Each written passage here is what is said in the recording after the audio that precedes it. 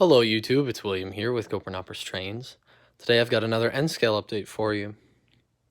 Not too much has changed since the last time I made one of these. Work has been very slow to progress, but today marks a pretty huge milestone, so I thought I'd share it with you guys. First off, the first thing you're going to notice is that the siding is way different. I decided to modify my track plan because the siding that was here, while it was functional, it was very, very small and not super useful. So I removed the turnout here primarily because the points looked awful, and while it functioned, it didn't function as nicely as I wanted it to. So out it came. It's been replaced with new straight track. The insulated joiner is still here because I plan on using this as like a sort of a parking point for when I'm moving trains in and out. And the siding has been turned into a much nicer and much longer spur. Previously, it could not fit these 4 cars into the siding. Now, as you can see, there's room for probably 1 or 2 more, and then maybe even a locomotive. But the really big news is that I have done the tunnel walls, interiors, and given them a rough paint job. So let's go have a look at those. Just kind of used a gray, earthy tone because I know these tunnels are going to be in the dark once I put the top on. So obviously I'm not done painting these, refining these, making them look nice, all that stuff. They're pretty rough, but that's really all that we're gonna need. To be honest, I think my favorite section of tunnel is the exit to this one. Right here on this side. I think that formation looks the best in person. The paint is still drying. I actually just did this. But essentially what I did is I cut score lines into the foam with a razor blade and then ran a wire brush over the rest of the foam to break off any small or loose chunks. Anyways, that's what it looks like for the end result. And I did paint the exterior stuff because I'm still deciding how I want to do the rock work on the passing walls. But in general, I just need to make some decisions about what else to fill the rest of the tunnels with. Then it's going to be cut, paste, and start working on the top loop. I gotta go back around. In other news, acquisition-wise, the collection is slowly growing. I've got some very big things upcoming, but otherwise it's just the same old stuff. I did get a new Hudson. This guy, I don't think I did a video on it. Somebody had installed the tender backwards and routed the wires for the tender pickups through the backup light hole, which was interesting, in a word. What on earth? There we go. Anyways, this is an unusual locomotive because it has the drive of the later versions, you can tell because of the plastic rods, and the paint scheme of the original version. It's got the weird New York Central lettering.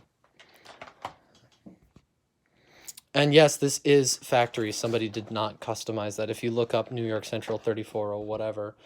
But yeah, so that's crazy. This guy, the Milwaukee Hudson, I might do some more work to this, trying to find a pin for the missing rod pin. It doesn't affect operation at all, but it's cosmetic irk.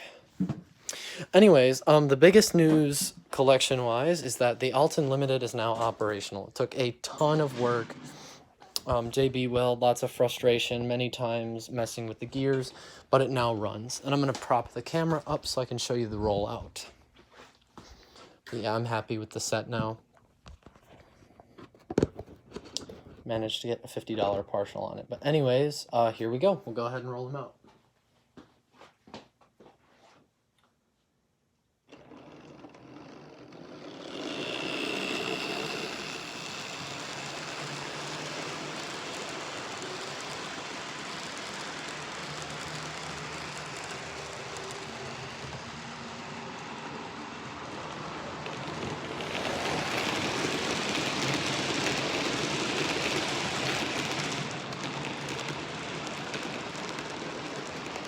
Alright, we're in motion.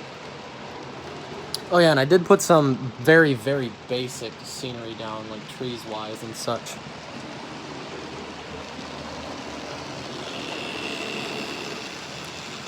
Difficult to tell, but the Alton also does have an operating headlight.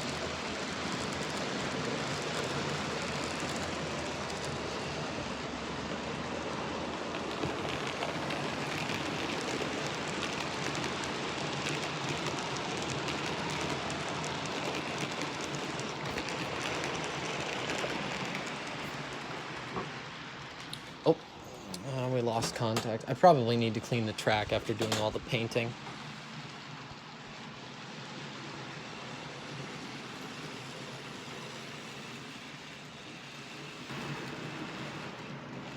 Yeah. That's why she's stalling out.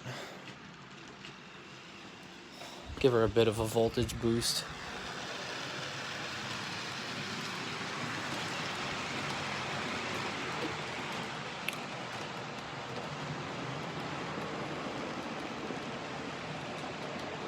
The Crescent is such a peach, though. That engine runs phenomenally.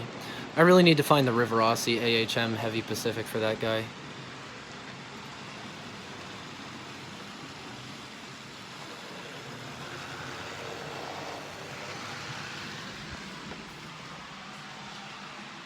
I forgot there's too much stuff in the way over here.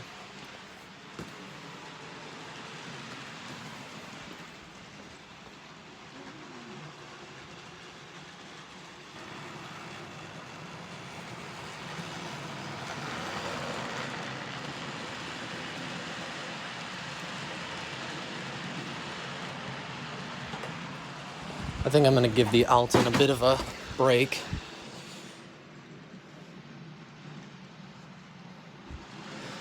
We'll send it around one more time, just real quick.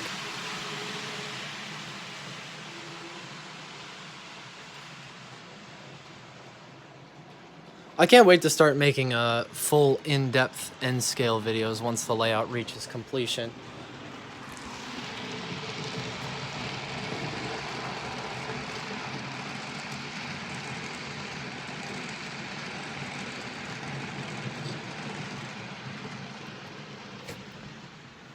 And we'll stop this guy on the next lap.